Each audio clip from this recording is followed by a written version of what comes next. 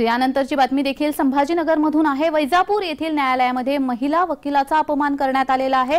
आरोपीच्या वकिलाला शिक्षा सुनावण्यात आली आहे। 2 वर्ष तुरुंगवासासह 10,000चा दंड ठोठावण्यात आलेला आहे। न्यायालयामध्येच महिला वकिलाला अर्वाच्य भाषेमध्ये शिवीगाळ करून त्यांचा अपमान केल्याच्या आरोपाखाली आरोपी वकिलाला वैजापूर येथील प्रथम वर्ग न्यायालयाचे न्यायाधीश DS पिसाळ यांनी 2 वर्ष साधा कारावास आणि 10,000 रुपये दंडाची शिक्षा ठोठावली आहे। ॲडव्होकेट सलीम शेख रशीद शेख असं शिक्षा झालेल्या आरोपीचं नाव आहे।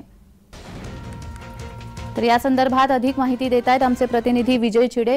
विजय, न्यायालयामध्येच एका महिला वकिलाचा अपमान होतोय, काय अधिकची माहिती आहे?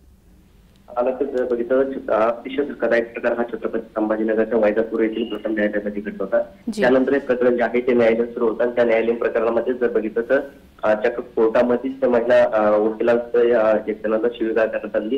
हे प्रकरण कोर्ट प्रकरण चालू असताना आता न्यायालयाने जे आहे ते थेट आता कोर्टामध्येच आता वकिलांना शिवीगाळ केल्याप्रकरणी 2 वर्ष जे आहे आरोपीला वर्ष केस दिलेले आहे। त्यामुळे आता सर्व जे आहे अनेक ठिकाणी जर बघितलं तर आता महिला ही आता असुरक्षित असल्याची दिसून येत आहे। त्याचं ओरडा कोर्टामध्ये आता प्रकरण घडत असल्यामुळे आता सर्वसामान्य महिला किती सुरक्षित आहे हे देखील आता पाहणं महत्वाचं ठरत आहे। आता त्या ठिकाणून न्याय दिला जातो त्या ठिकाणी महिलाला अवैध भाषेमध्ये शिवीगाळ केली जाते।